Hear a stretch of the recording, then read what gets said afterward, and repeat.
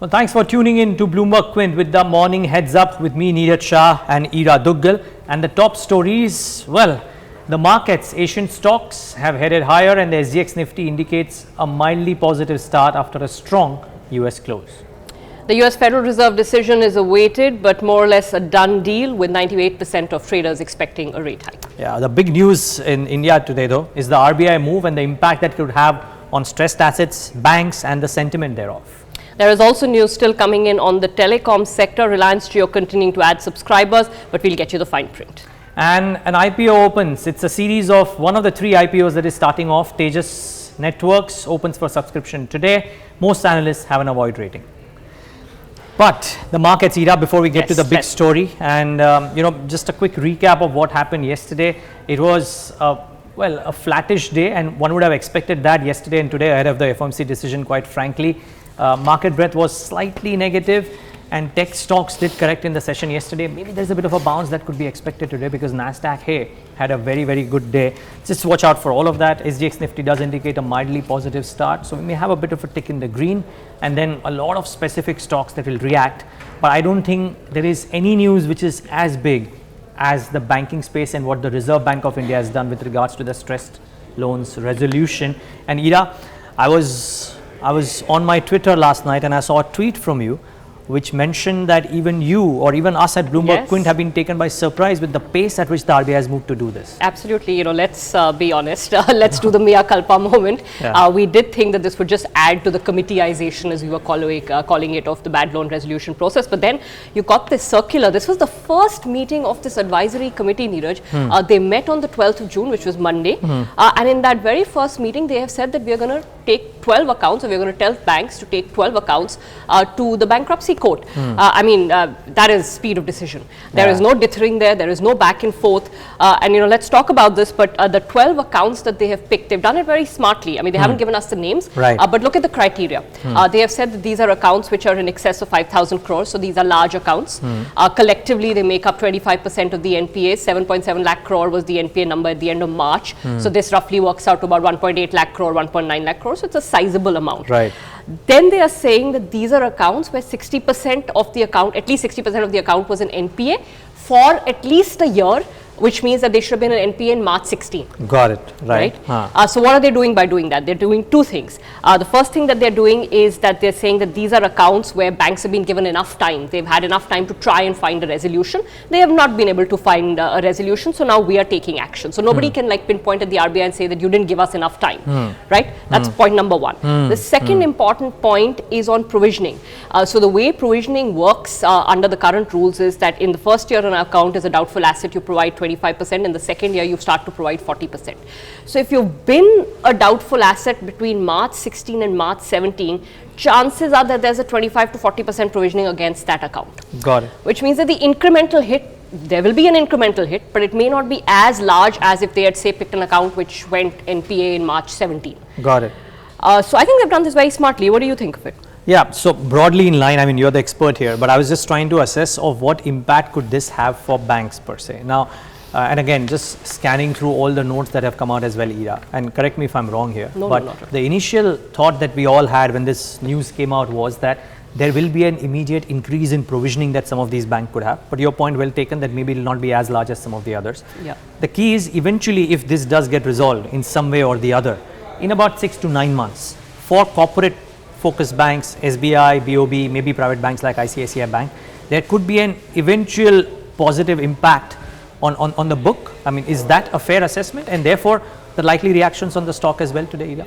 So there are 2 points to it. Firstly, I just want to go back to provisioning. So the other notable point on provisioning is in yesterday's circular, they said that they're going to come out with provisioning requirements for accounts that have been admitted under the IBC, that's the Insolvency and Bankruptcy Code.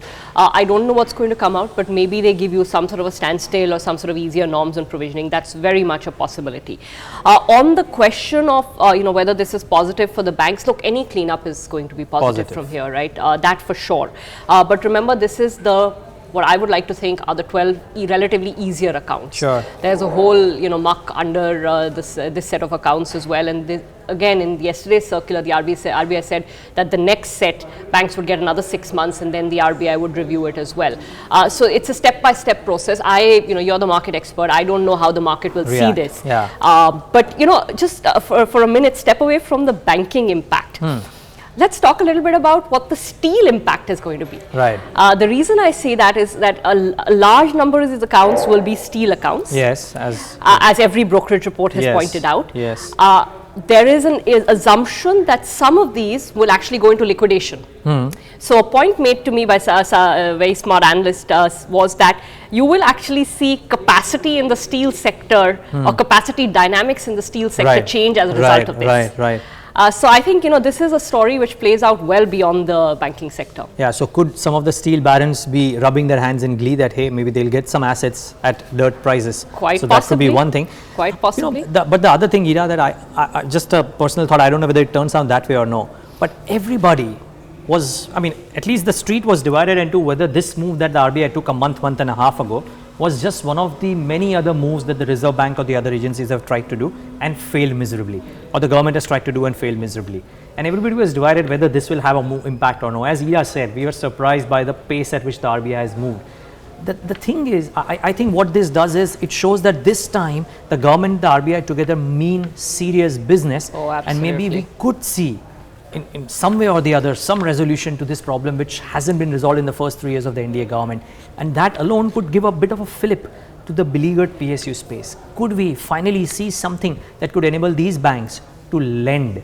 And that could probably be a big thing. No, absolutely. I think that's the big story here. That the message. If you remember, the finance minister held a press conference the day the ordinance was passed, and his words were very strong. Yeah. He said this status quo cannot persist. Sure. Right. We all looked into that statement and said that you're putting the RBI at risk, etc. And there is still some of that fear, but you've had now a 3-year period where this problem has persisted. Yes. You can't go for another 3 years like this, just as you said. And luckily or unluckily, we're in a situation where there is no capex demand. Yes. But should capex demand pick up, who's going to lend into that capex? You need to free up these balance sheets. Yeah. We could go on this forever and ever, so let's not. But a positive thing. I think it's a positive thing, and I think RBI has done it very smartly. Yeah. Okay. So that's the key thing. RBI has done it very smartly as well. Some key nuggets out there of information with regards to the timelines as well. Quick update on the Fed before we move on to specific stocks as well. And no surprises there, Ira. 98% probability factored in. You would expect the Fed to probably do one hike now, and then depends on the commentary. In all likelihood, stalemate on the remaining 6 months. What do you think? Absolutely. I think on the rate hike side, they've pretty much gone as per market plan. There's been no disruption there. I think, after the last FOMC meeting and the meetings of the last FOMC meeting, there's a focus on the Fed's balance sheet as well. So I think people are looking for cues on how they change their reinvestment strategy, when the beginning of the end of the Fed balance sheet wind down, or the beginning of the wind down begins. I think William Dudley, one of the FOMC members, was in Mumbai about a month and a half, 2 months back, and he was asked that question, and he said we would expect the balance sheet wind down to start sometime later this year or maybe next year.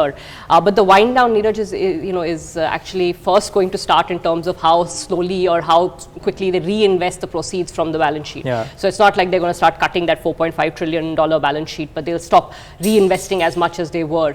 So it's it's going to be a very gradual process. Again, Dudley, while he was here, he said that this is going to be well communicated to the market. We want this to play out in the background. Those were his exact words. But there is some fear that this is being a liquidity event as opposed to a rate event could have more of an impact on markets. Markets in terms of fund flows. But let's see, if it's well communicated, I guess it may not. Yeah, and if indeed the commentary is not very hawkish for the remaining 6 months, 9 months, and it really depends on what the Fed does. I don't even the Fed knows what they'll do 6 months down the line, quite frankly. The things have changed left, right, center. So difficult to predict that, but if the commentary is not very hawkish, then you may not see too much of a believed outflow from EMs into safe havens like the US. So, but let's wait and watch. I think the commentary will say it all. Moving on to specific stocks, I think that's the key. A lot of our viewers have asked for that. So 2 or 3 things that stood out for me, and I'm sure Ida and I will talk a lot on telecom. But just before maybe start off with telecom. Yes, that's a big story that's playing out in various aspects. Yeah, so interestingly, I don't know what kind of a stock impact does this have, but hey, people will now start talking about the numbers of Jio. So they've added numbers, the rate of addition probably a bit lower, and the key thing, as Sajid was telling me, that the number of active subscribers that Jio now has is 24 bips lower than what it was. So the active subscriber base was about 95%, it's now at 71%. That's a strong reduction. So even if they have added subscribers, the number of active subscribers are a lot lesser, and it stays at down at 80-85% for most others. So that's the interesting one. Yeah. And the market will probably, I mean, this is not a market reaction thing, but I think everybody's sort of waiting to see how Jio plays out. We already know that they've created havoc on the balance sheets of other telecom companies. As Kumar Mangalam Birla mentioned in his note as well, not directly naming Jio, but yeah. But yeah, they are all up in arms. They are the ministry. Actually, talking of that, I believe that those set of telecom meetings are going to continue through this week as well with the interministerial group. They had one on Monday, and I believe they've got a series of other meetings going on.